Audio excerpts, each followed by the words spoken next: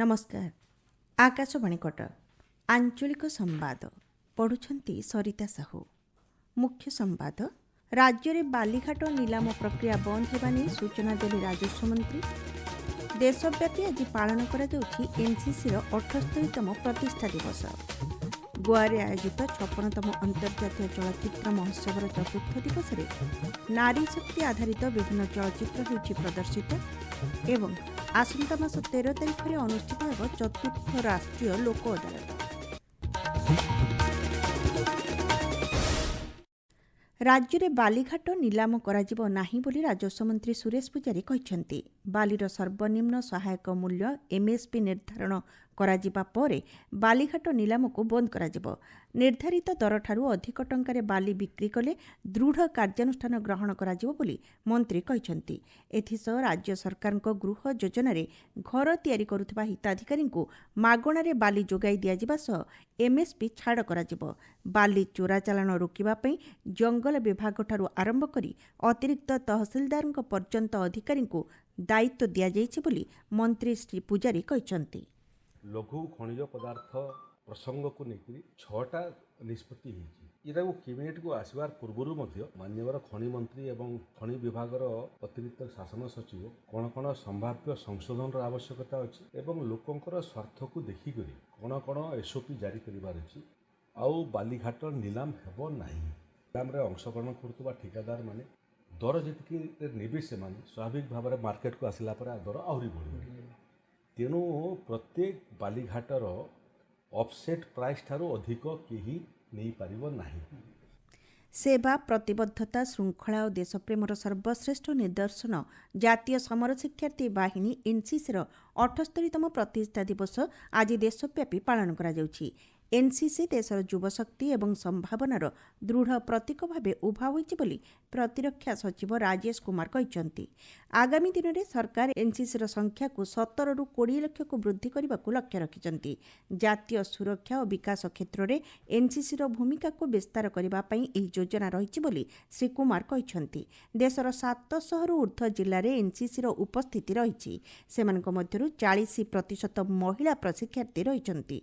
सूचना था कि 1947 मसीह देश स्वाधीन होगा पर 1948 मसीह एनसीसी प्रतिष्ठा करा जायतिला। प्रतिवर्ष नवेम्बर मास चतुर्थ रविवार दिन एही दिवस पालन करा जाउछि। एही अवसर में विभिन्न कार्यक्रम आयोजन करा जायछि।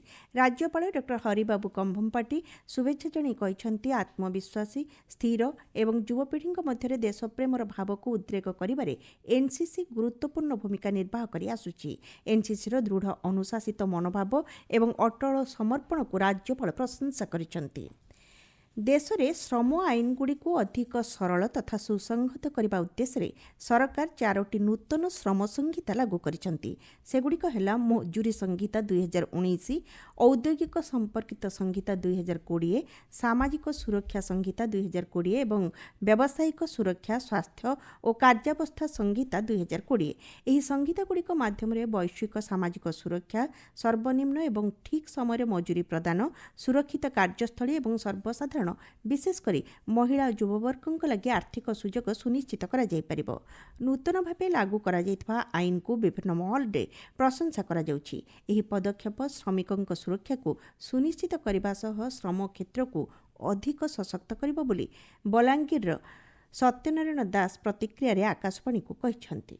वेजेस जो कोड गुड़ाक नुआ रिफॉर्म होगी लेबर मानकर बहुत भल रिफॉर्म वेजेस कोड अच्छी 2020 सोशल डेवलपमेंट केमी हो पार ता कोड अच्छी सेफ्टी हेल्थ केमी से माने भल हिसाब से वर्क करें अधिकार से माने साब्यस्त करें सेहीपरि नुआ नुआ कोड गुड़ाक या निहाती ए कोड द्वारा बेनिफिट ही हेबे।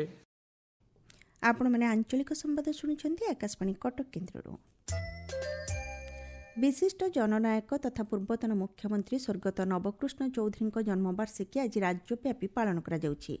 विधानसभा परिसर थिबा स्वर्गत चौधरी प्रतिमूर्ति बाचस्पति मंत्रिमंडल सदस्य और विधायकों समेत बहु मान्यगण्य व्यक्ति पुष्पमाल्य अर्पण करिसेंति। मुख्यमंत्री मोहन चरण माझी, उपमुख्यमंत्री प्रभाती परिड़ा, केन्द्र शिक्षा मंत्री धर्मेन्द्र प्रधान प्रमुख नवकृष्ण चौधरी जयंती अवसर में तांको श्रद्धासुमन अर्पण करिसेंति। हीराकुद बंध निर्माण, बुर्ला वैषयिक महाविद्यालय प्रतिष्ठा एवं ओडिया भाषा को सरकारी भाषा परिणत करने स्वर्गत चौधरी नेतृत्व अविस्मरणीय बोली उपमुख्यमंत्री श्रीमती परिड़ा कहते। सूचना और लोकसंपर्क विभाग आनुकूल्य राज्यस्तरीय जयंती समारोह अपराह्न भुवनेश्वर जयदेव भवनଠାରେ अनुष्ठित हेब। मुख्यमंत्री मोहन चरण माझी आज केन्दुझर जिला गस्तरे जाउछंती। आनंदपुर एक घरोई सामाजिक कार्यक्रम में जोगदेवा पर राइकलाଠାରେ राइजिंग स्टार द्वारा आयोजित सप्तम जातीय कलिंग कप फुटबल प्रतियोगितार उद्यापनी मैच रे जोगदेवार कार्यक्रम रही। आसंताकाली मुख्यमंत्री भुवनेश्वर फेरिबार कार्यक्रम रही। मुख्यमंत्री मोहन चरण माझी आसंताकाली भुवनेश्वर यूनिट 2 स्थित पूर्वतन सरकारी प्राथमिक विद्यालय जनशुणाणी करेंगे। गत सेप्टेम्बर 8 तारिख में जो मुख्यमंत्री साक्षात अभियोग करते यह शुणाणी से उद्दिष्ट से पुनः पंजीकरण करने को पड़ब नहीं बोली साधारण प्रशासन और साधारण अभियोग विभाग पक्षर सूचना दी जाइछि। गोआरे 56तम अंतर्जातीय चलचित्र महोत्सव IFFI 2025 आज चतुर्थ दिवस में विभिन्न आलोचना चक्र में चलचित्र सृजनशीलता और वैषयिक दृष्टिकोण उपर आलोचना जारी रही। चलचित्र निर्माता डिम्पल डुगर देशात्मबोधक चलचित्र लोकमाता देवी अहल्याबाई प्रदर्शित होइछि। एही चलचित्रटी मालवार राजवंशर शासक देवी अहल्याबाई होलकर जीवनी कहानी उपर आधारित। चलित वर्ष IFFI नवसृजन और समावेशिता को प्रतिफलित करुवा बेले 50 रु ऊर्ध्व महिला निर्देशिका चलचित्र को स्थानित करिछि। एही चलचित्रगुड़िक नारी शक्ति प्रति सरकार प्रतिबद्धता को दर्शा जाउछि। महोत्सव में आसाम लोकप्रिय कलाकार निर्देशक और संगीतज्ञ स्वर्गत जुबिन गर्ग अभिनीत चलचित्र शिकार को प्रदर्शित करा जाइछि। एथिरे आंचलिक चलचित्रगुड़िक सम्मुखीन होउथिबा विभिन्न समस्या संपर्क में दर्शा जाइछि। चलित वर्ष महोत्सव में विभिन्न कर्मशाला और मास्टर क्लास आयोजन करा जाइछि। प्रथम थर पर कृत्रिम बुद्धिमत्ता संपर्कित एक चलचित्र हाकाथन अनुष्ठित होछि, ଯେଉଁଥିରେ ନବସୃଜନକୁ ଅନୁସନ୍ଧାନ କରି ସିନେମା ଭଳି ସୃଜନଶୀଳ ଅର୍ଥନୀତିକୁ ଆହୁରି ସୁଦୃଢ଼ କରିବା ପାଇଁ ପ୍ରଚେଷ୍ଟା ଜାରି ରହିଛି। ମହୋତ୍ସବରେ 80ରୁ ଅଧିକ ଦେଶର ପ୍ରତିନିଧି ଯୋଗ ଦେଇଥିବା ବେଳେ 270ରୁ ଅଧିକ ଚଳଚ୍ଚିତ୍ର ପ୍ରଦର୍ଶିତ କରାଯାଉଛି।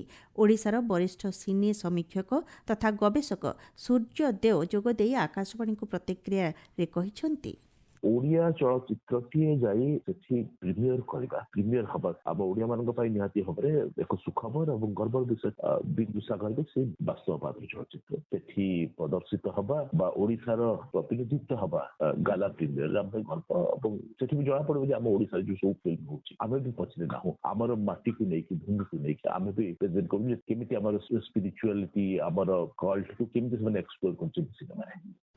चतुर्थ राष्ट्रीय लोक अदालत आसंता मास 13 तारिख में अनुष्ठित होब। एथिपाई राज्य जिला तथा तालुक स्तरीय आईन सेवा कमिटी पक्षर आनुषंगिक पदक्षेप ग्रहण करा जाउछि। समस्त प्रकार प्राक तथा विचाराधीन मकद्दमागुड़िकर सहमति भित्तिरे एही राष्ट्रीय लोक अदालत फैसला करा। पुरी जिला अस्तरंग थाना अंतर्गत पीर जाहानिया उपकूल समुद्र भितरक पर्यटकों को न जावाई वन विभाग पक्षर कहुଯାଇଛି।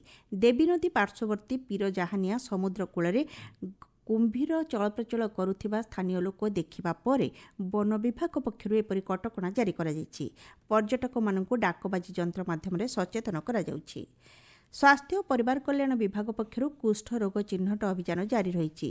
यह अभियान में आशा और स्वास्थ्यकर्मी घर को घर जाई कुष्ठ लक्षण थिबा व्यक्ति को चिन्हट करुछंती। रोग चिन्हट पर चिकित्सा और पुनःक्षम अस्त्रोपचार सरकारी डाक्तरखाना मागणार कराजिबो। सरकार पक्षर अस्त्रोपचार करा जायतिबा रोगी को 12,000 टंका पारिश्रमिक भरणा तथा गस्त खर्च बाबद को 1,500 टंका प्रदान करा जाउछि।